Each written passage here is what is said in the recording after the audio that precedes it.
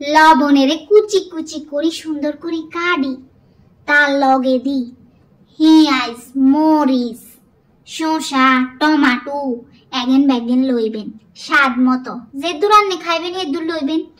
তারপরে একটা ডলা দিবেন, তারপরে ডলা ডলি শেষ হইলে এগেনের উসে দিয়ে সুন্দর করে একখানা লেবু মারি দিবেন, গেরানো কইব স্বাদও কইব।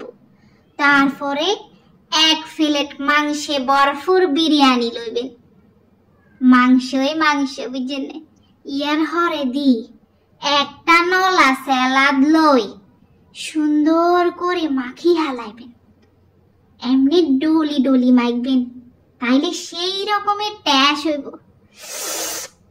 তারপরে বিসমিল্লাহ কই গালে পরি দিবেন।